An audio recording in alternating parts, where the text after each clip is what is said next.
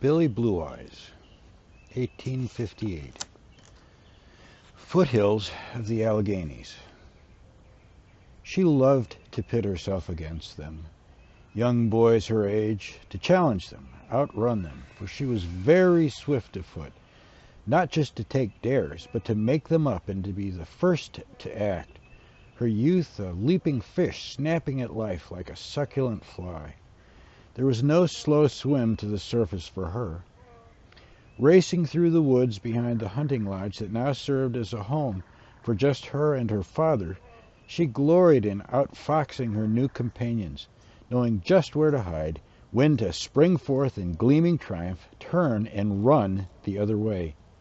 They pursued her as the hounds would, baying along, but it was all a game, and there were no leaders. She was simply privileged, a girl allowed to run with the pack. Days passed with her father lost to the bottle. All pretense of her schooling being undertaken by him ceased, nor did the promised tutor ever materialize. She did not miss the strictures and disciplines of a boarding school. She welcomed her new freedom. As to her education, she could pursue that herself, being an avid reader with no dearth of books at hand. Meals ceased to exist as even the faintest formality. With her mother's demise, there was no longer a household staff. Food was there, cooked sometimes by her, less by him. A large crock of beans baked in spice and molasses they both could feed off for days. A crock of butter and a comb of honey along with rough loaves he brought to the table from somewhere. Her skirts had grown so bramble-torn that she traded Earl, the handyman, a jar of French preserves from the pantry for an outgrown pair of his work pants, and held them to her with a knotted rope. She took to bathing by the spring, sitting to dry her hair, watching the salamanders crawl back out from where they had hidden from her disturbed drawing of the waters. Sometimes she sat in her chemise, understanding the new sweet feel of the dappled sun on her skin, throwing back her head, letting the sun place warm red thumbs of pleasure on her closed lids. Returning to the lodge, she'd pack an old rucksack for her day, a small book perhaps to read, or her commonplace book to talk into. As the days coalesced as easily as evening clouds, her father's presence was at times only accounted for by the occasional disturbed snort of a drunken slumber. A bit of bread, cheese, and a wizened apple retrieved from the bushel of the past fall's Gravensteins, her penknife and the boatswain's whistle her uncle had given her on her 12th birthday secure in her pockets, she set out with eagerness, one of the dogs at her side. Each day this summer of freedom moved toward its zenith, drawing her yet closer to an unknown but glorious revelation. Somewhere in the woods by the lake, up on the ridge, near the quarry, or by Kuntz's bluff, she would find them, or they her. It was a matter of youthful indifference. All decorum had slipped from her slim, tanned limbs. She felt a new, unnameable power coming to her blood. She had shot up a full inch, as the mark on the door jamb attested, strong enough to haul 2 buckets of spring water along the path from the spring without pausing to rest. And when she looked into her mother's vanity mirror fixed to the back of her closet door and stood to braid her hair, she liked what she saw. Unexpected and welcome, she imagined herself a classical Diana and reached for the small arrowhead bound by a thong around her neck. She thought of calling a meeting, arranging a ceremony. She wanted a blood brother. The child that yet prevailed in her was sullen and confused, and as yet no one face sprang to mind to bond with in brotherhood. By fall a cooling night's schooling, it was inevitable that he might send her back, and the presence of hunters hampered her loose roaming. So she was wild to be off and running through the fallen leaves, ripening apple and grape scenting the midday warmth, the sun hot and insistent at claiming her attention. The months spent outdoors had been schooling her in their own way, but now her father wanted her close by, afraid that her swift leaping down the game trail she knew now by heart could have tragic consequences. He was the most conscientious of huntsmen, but the woods were rife with those that shot at the first rustle of the underbrush. More and more, Billy came round, chopping and stacking wood for them, scything back the now dead grasses in the near field, doing odd chores.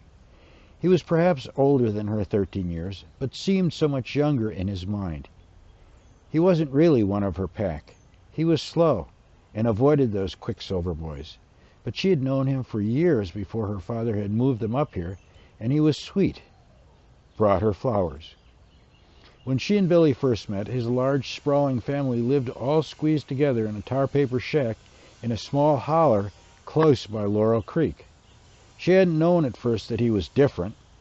Her father explained that most likely a high fever from a childhood illness had affected him, altering both brain and body, slowing him down, much like a plant that had to recover from having some fallen log pressing it down, left with just enough light and nourishment to keep on struggling.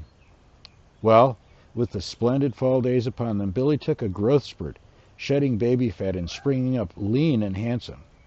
Those merry blue eyes danced so appealingly when they lit on her that day. Billy had just ripped his old flannel shirt over his head and flung it toward the stacked-up wood when he turned toward her. The sweat he had worked up gleamed with a golden sheen on his bare chest. She forgot that she had come out to summon him in for lunch. A question passed in the air between them, these old playmates. He sunk the axe into the chopping block. With a delighted giggle, she took off running. None of the other boys could beat her, but she'd never raced him before. She flew down the trail toward the spring. She didn't have to turn to know he was crashing along close behind her.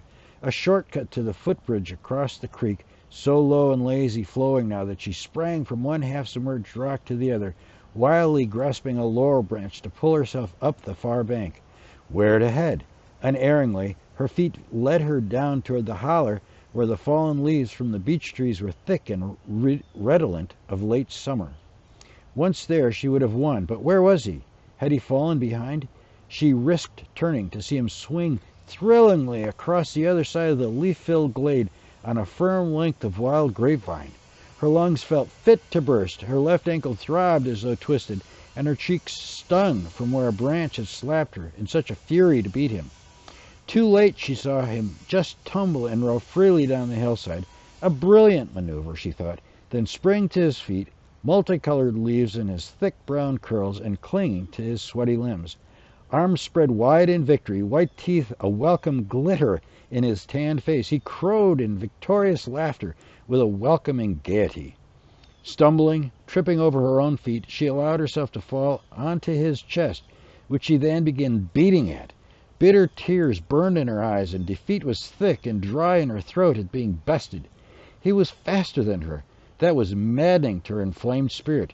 She who saw herself as a swift-footed forest creature, invincible. Men, she thought involuntarily. It's not fair, and she burned, flaming hot, to slap him. But raising her hand, she found it gripped. Struggling, they went down into the dry, crackling leaves, many inches thick beneath them. "Billy," she managed to gasp as they rolled and surfaced and began to play, cavorting like dogs, flinging handfuls of crisp autumn leaves, the rich scent making them dizzy.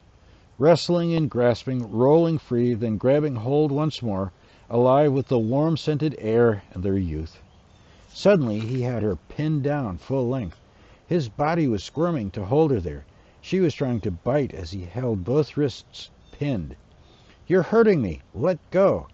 Just as abruptly he released his grasp, then began tickling her till she again begged him to stop. When he did, they found themselves breathless, panting.